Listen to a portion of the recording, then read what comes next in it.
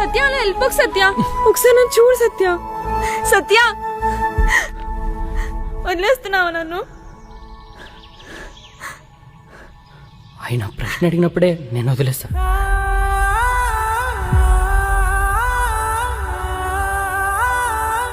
అన్నీ బాగుంటేనే అది పెళ్లి దాకా వెళ్తుంది.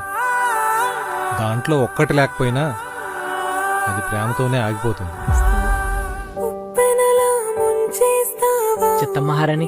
చిత్తం మహాప్రభు.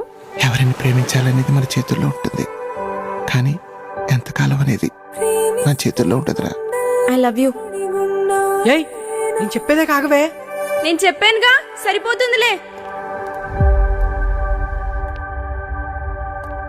సత్య భామ, సత్యభామ.